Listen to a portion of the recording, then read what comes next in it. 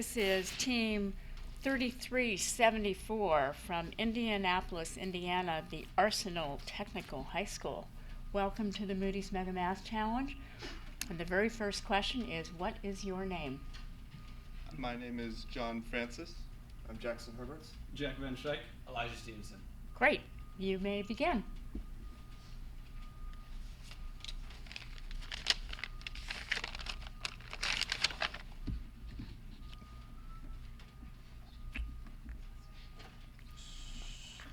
I think. Yes. Wait. How do you did it? With that. Is it F5? F5. There we go. Hello, we are Team 3374 representing Arsenal Technical High School, and this is our response to the 2014 Moody's Mega Math Challenge question, Lunch Crunch, can nutritious be affordable and delicious? Our group was tasked with three main objectives. Our first task was to develop a mathematical model that takes as input a student's individual attributes and then outputs the number of calories that a student with those attributes should be eating at lunch. Our second objective was to create a model to determine the distribution of U.S. high school students among these attributes and determine what percentage of students are having their needs met at lunch. Our third objective was to develop a lunch plan using food categories that stays within the $7 a week budget, meets the nutritional standards, and appeals to students. We were also asked what changes we would make if our budget was decreased by $1 a week per student. Now I will talk just a little bit about the background to put the topic into perspective. So in 1946, the National School Lunch Act created the Modern School Lunch Program. The National School Lunch Program was enacted to boost food prices, absorb farm surpluses, and to feed school-age children. In 2012, it provided nutritionally balanced, low-cost or free lunches to more than 31 million school children each day. Coming from an urban school, our group has seen the direct effects of programs such as the Healthy Hunger-Free Kids Act of 2010, which was enacted to increase nutrition in school lunches. This act, however, is causing a fiscal crisis in some school districts due to declining participation in some schools. These certain districts are facing a monetary dilemma as schools are only reimbursed for the lunches that they serve. A distinct need triangle is formed between the federal government, students, and school districts. The federal government wants students to be eating healthier to decrease the rising child obesity rates that are putting a strain on the country's health system. Students want tasty and fulfilling food, and school officials want to provide the cheapest lunches they can. Here to talk about our first objective is Jackson. In order to create our model, we first had to make certain assumptions regarding the student population and the school day. For example, as seen here, physically healthy students assumes that the proportion of physically disabled students is not significant enough to affect the population. In addition, we assume that all students ate a 200 calorie snack throughout the day independent of lunch. For our model, we solved for the calories needed per school day, saying that a school day was from the time a student woke up until dinner. This was because we believe that a lunch should account for the calories burned by a student until lunch, as well as sustain the student until dinner. To create our model, we solved using variables based on distributions, which we will later use to simulate the calories needed for many random students. This was our model for calories burned. The three terms presented are basal metabolic rate, energy due to walking to school, and exercise throughout the day. We measured daily exercise by student involvement in extracurricular activities. For those that did participate in these extracurricular activities, the calories burned were normally distributed based on a sample of a variety of activities and sports over a 1 hour period. Energy walking to school was based on walking speed, mass of the student, and time spent walking. By keeping walking speed at a constant, we could use a normally distributed distance per walker based on our research to backsolve for time. Perhaps the most important term of our model, the basal metabolic rate, is the base energy expenditure of a student per hour based on the normal living. It is described by two Harris-Bennett equations, as shown here, with one for each gender. We gave the basal metabolic rate of each student based on weight, height, and age, M, H, and A, seen here. Due to the fact that there are two of these equations, either the male or female equation was randomly input into the model at any given time with equal frequency. Due to the Harris-Bennett equation solving for 1 hour for C, we simply multiplied the BMR by the number of hours until dinner for the student to get the total basal metabolic calories per day. By combining these three terms, we have our final formula for calories expended during the day. We will now go to Jack to see how we can use the variables shown to take a sample of our population. The second portion of our task was to use our mathematical model to predict the percentage of students whose needs were met by the National School Lunch Program. Our model took into account the many factors that affect a student's caloric needs, positive factors such as the BMRs described previously, and negative factors such as breakfast, because if you have a large breakfast, you might not need as big of a lunch. We did not have access to all these individual factors for a population of students, so we had to come up with an alternative method of determining the percentages of students fed. Instead of taking direct samples of student attributes from the population, we used Python code to programmatically generate students that would model the population. The student attributes were either normally or uniformly distributed, so we were able to randomly generate attributes for students in each grade level based on these distributions. We used our caloric need model as described previously to calculate the number of calories each one of these randomly generated students would need. For each grade level, we generated 10,000 random students, and by grade level I mean elementary, middle, and high school. The calculated caloric need based on our model was then compared to the National School Lunch Program's calories provided for each of those grade levels. This histogram shows the distribution of calories needed by a group of 10,000 randomly generated high school students. There are a few interesting features about this histogram, as you might notice. As you can see, on the horizontal axis is the calories needed for the school lunch, and on the vertical axis is the number of students who need those calories. One interesting feature about our histogram is that it actually has negative calorie values, and now that might come from a few different factors, such as students who have a large breakfast and have a metabolism that doesn't require as many calories throughout the day. So if they don't exercise and they have a large breakfast, then they're not going to need as many calories. And another interesting thing to note about this histogram is it has different portions that look normally distributed. For example, on the right, there are students who exercise throughout the day, they might not eat breakfast, and they might have to walk to school, so they're going to need a lot of calories throughout the day. The cutoff point for the National School Lunch Program for high school students is actually 800 calories. And there's a whopping 15% of high school students who aren't getting the calories they need, according to our model, from the National School Lunch Program. You can see here the percentages of elementary, middle school, and high school students who are fed according to our model by the National School Lunch Program. 10% of middle school students aren't being fed either. This is a pretty significant problem. Out of the 10,000 randomly generated high school students, only 8,400 of them or so were actually being fed by the National School Lunch Program. To talk about solving this problem is Eli. In part 3, we had 3 main objectives.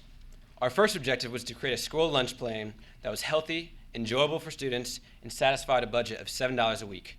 Then, we were to decrease our weekly budget to $6 a week and using the same method create a new school lunch program. Lastly, we were to compare our results with that of the current model. To choose food options, we used a variety of entrees, sides, and drinks. We chose half of our lunch options through using common, widely distributed lunch options, and our other half of our options were determined through the research of healthy and affordable alternatives. Both options of food types were used to give more diverse and comprehensive results. We assigned 3 variables to be able to numerically analyze the relative benefit of each possible lunch choice. These variables were calories, nutrition, and taste. Calories were chosen because the whole purpose of our improved lunch plan was to satisfy the caloric needs of students. Nutrition was chosen because there could be a generally unhealthy but calorie-dense food which solves one problem of a caloric need but creates a whole new set of problems such as childhood obesity. And lastly, we have taste, because even if we have the most nutritious and satisfying lunch options, if the student does not consume the food, it has no nutritional or satisfying benefit. Our lunch would consist of 1 entree, 1 drink, and 2 sides. To find a formula that equally weighted each of the variables, of the assigned variables, calories, nutrition, and taste, we had to take the sum of each value for one possible lunch divided by the maximum value that's possible for all options. This made sure that each of the variables was equally weighted. Next, we had to satisfy our other condition, which was our budget. For $7 a week, this worked out to be $1.40 a day. Then, we used a computer program to simulate all the different options of lunches. and found their equally weighted score, which is portrayed by Z. If the price of the lunch exceeded the allotted money for one day, it was immediately thrown out. Lastly, we picked the 5 options that maximized the initial equation and also satisfied the second equation. We then repeated this process for $6 a week, but instead of $1.40 a day, the lunch had to be under $1.20 a day. According to our algorithm, the most optimized lunches are what is shown on the screen. Interestingly enough, 3 out of 5 of the options are the same for both $7 and $6, and 2 out of those 3 options have at least one of the same sides. In conclusion, to part 3, our model outperforms the current model substantially, especially at the high school level, which is important because that is where the largest discrepancy of students not meeting their caloric needs. One of the most important benefits of our model is that our model does not just maximize the amount of calories per meal, but also takes into account the general nutrition and relative taste of each meal. Lastly, we have John to talk about the applicability of our model. So one last task we were given was to determine how our model could be applied to different geographic and socioeconomic regions. It is important to mention that our model was based mainly on our direct experiences with the National School Lunch Program in an urban school environment, and many assumptions we made stemmed from this very idea. In our paper, we discussed how our model was applicable to first world countries with very slight changes in some of the variables, such as obesity rates and exercising rates. In areas of vastly different socioeconomic levels, such as third world countries, our model would have some downsides. The differences in how students get to school in third world countries, a much higher percentage of students walk, and the much larger amounts of daily activities these students experience, as well as more meager access to food outside of school, is great enough that our model would need some slight alterations to be applicable in these situations. Nations with severely different geographic regions may also not be applicable to our model due to factors such as different caloric burning rates of areas of high altitude, as well as areas of extreme climates, and limitations to access to the certain Western-specific foods in our lunch plan that may not be applicable to some nations and religions. In no way do we believe that this takes away from our model's strength. In conclusion, every child is different, but we believe our model to be all-encompassing and accounting for all students that could be eating this school lunch. For many kids, lunch is the most important meal of the day because it is the one meal they can count on every single day during the week. From our model, we can see that under the current school lunch plan, only 84.4% of high school students and only 90.1% of middle school students are having their caloric needs met at lunch. Under our optimized model, we can see that 91% of high school students and 98% of middle school students are fed. Our school lunch plan is not perfect, but no lunch plan can please everyone. Our plan is an improvement to the current system and will leave many more students happy, healthy, full, and ready to participate in the National School Lunch Program. Thank you.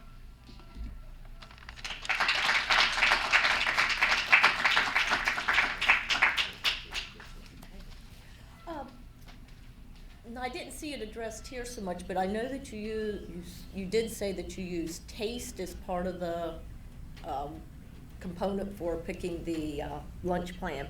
And I think in your paper you had mentioned that you base the taste on your own preferences. Is that correct? Yeah, that's good. That's fine.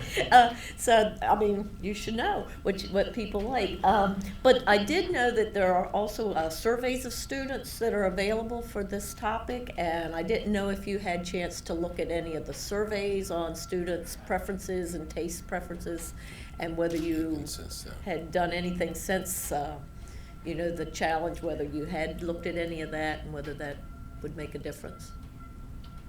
Well, a big factor was the fact that the time constraint, and then also we looked up the common popular lunch options, and then we looked also at the healthier alternatives. So using both, we had to come up with some kind of consistent way to be able to judge the foods. If we had more time or something, we could maybe poll a larger group of students or somehow come up with a more accurate representation of a community, but this model could work for. Thank you. When you showed the Harris-Benedict equations up here, there were two different ones, one for male and one for female, and I think that suggests that there are significant differences between the genders. But then when you move forward in your modeling, you sort of started to randomize, and I was just wondering why you didn't sort of keep the two separated and get sort of two different results, one for male and one for female. Why did you decide to generalize at that point? I think part of it is that in any school lunch, you're going to give the same, lunch to everyone. And so you really want it to be as standardized as possible.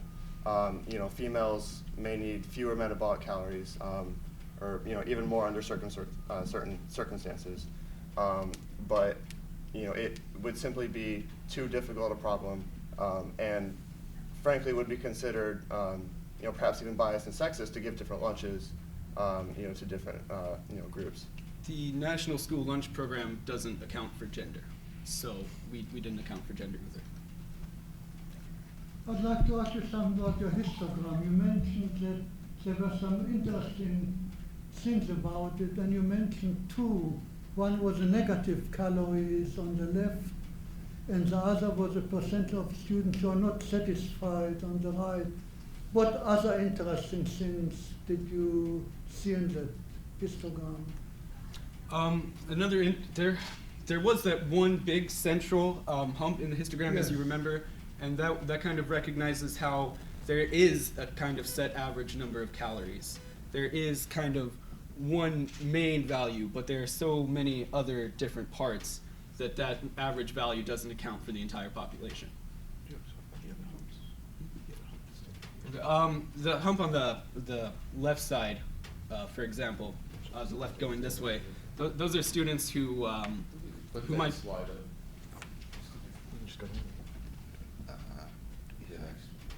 We can go back.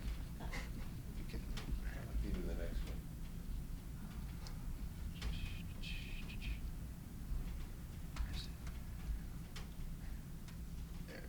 There we go.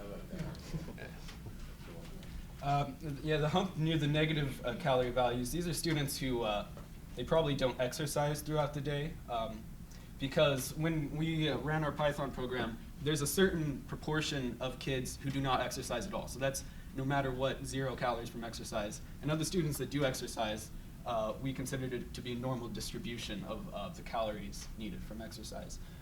So on the left here, those are kids who don't exercise at all. And then on the right would be those kids that are playing sports or doing lots of exercise that would need even more calories than just your normal kind of high school student who's there in the middle. Then let me ask you a follow-up question. What thought did you give to the difference between your modeling and between the actual student population, which is a very large country over different 50 states, and what confidence do you have in the conclusions in terms of actual student populations? Well, we tried to account for as many factors as possible. We don't. This doesn't have any geographic factors, if that's what you're asking. And also, there's a lot of small things. There are a lot of constants that you could change per region or per student groups. That so for another state, if you just modified the constants a little bit, then you have a applicable model for that place. So just small alterations. If we had more time, we would have liked to go more in depth about the individual attributes, and but it came down to time. One observation and one question. This looks to me like you might break it down into 3 pieces that are normal. Okay, it might be something interesting to look at. Yeah. The exercise heavy group, the sort of average group, and the whatever you're going to call the left-hand group, the ones that didn't eat breakfast or whatever. In your paper, you said the walking speed to school of an average student is 3 meters per second, right? Oh, that's what it said. Was it 3 meters per second? It's on page 7. And then it's on For whatever, I'm not gonna expect you to have that memorized. Okay. I was wondering, did you mean 3 miles an hour? Because that's, you quoted a number of 4.8 something kilometers per hour, and that just conveniently works out to 3 miles. I believe it was actually 3 miles per hour. Instead of 3 Yeah, because otherwise, if you do 3 meters a Pretty second, brisk walking. that's 10 feet, so you get a mile in under 9 minutes, which is pretty good moving. That would shift the whole histogram to the right a couple hundred. And it's got to be far right. Yeah, Yeah. Yes, sir. yeah, because I don't think anybody's going to run to school that fast. More like 15, 20 minutes. Thank you. I had one more question. As sort of a follow-up, it's nice that you have your histogram up there, and I really did appreciate the explanation that you gave of the left-hand side here, and talking about the negative calories. But my question actually deals with the equation that you presented us with in the paper and also on the screen up here. That was, summing up what caloric needs you had at lunch, and it didn't have any negative values in it. So, is there what term or terms are missing from that equation that you use in your program? I'm going to go back a few slides actually. We didn't implement the negative portions of the caloric model until the Python programming.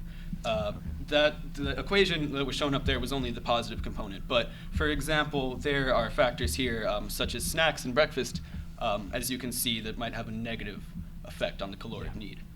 Okay. Yeah. Very good. Any others? Thank you. Thank you for your time.